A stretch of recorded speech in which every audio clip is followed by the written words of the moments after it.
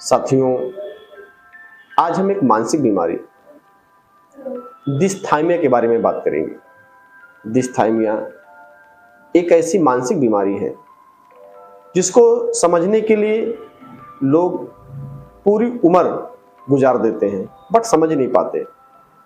इसमें होता ये है कि जो मरीज होता है वो अपने घर के सारे काम करता है, सारी रिक्वायरमेंट भी पूरी करता है, बट वो अपनी लाइफ में खुश नहीं रहता है, वो उदास रहता है।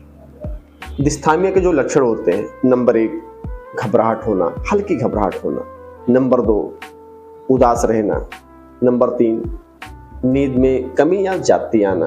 Number 4 loss of interest. Number 5 भूख की कमी। नंबर 6 अपने ही लोगों से बढ़िया से रिप्रेजेंट ना होना, उनसे बढ़िया से बात ना कर पाना।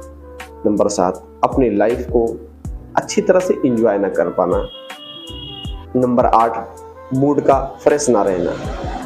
साथियों, होता यह है कि हर बीमारी में कुछ क्राइटेरिया होती है, तो डिस्थाइमिया में भी 8 से 10 क्राइटेरिया होती है।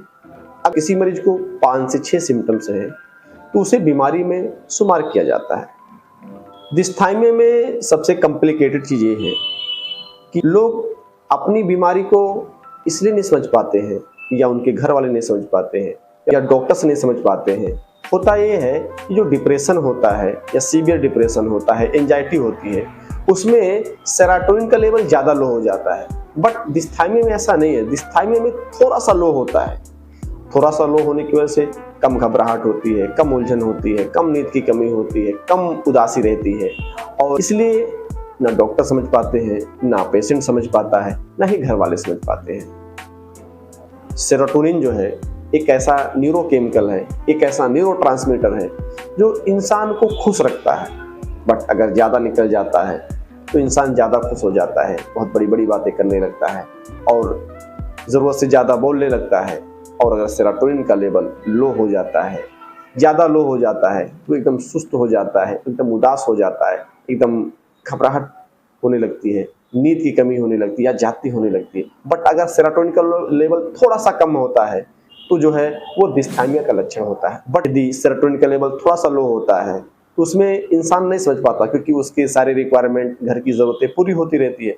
बस परेशानी होती है वो इंसान अपनी लाइफ को उस तरह से नहीं जी पाता जिस तरह से हर इंसान जीना चाहता है। हंसना भूल जाता है, वो एंजॉय करना भूल जाता है। इंसान की लाइफ में हंसना भी ज़रूरी है, रोना भी ज़रूरी है, और अपने दोस्तों के साथ, अपने फैमिली के साथ, अपने रिश्तेदारों के साथ में गप्पा लगाना भी ज़रूरी है। उसमें ऐसा कोई भी मरीज है जो अपने घर के रिक्वायरमेंट को, अपने ऑफिस के रिक्वायरमेंट को पूरी तो करता है बट हैप्पी नहीं रहता है, एंजॉय नहीं कर पाता है, वो उदास बैठा रहता है, तो साथियों ऐसा मरीज डिस्थाइमिया का पेशेंट हो सकता है।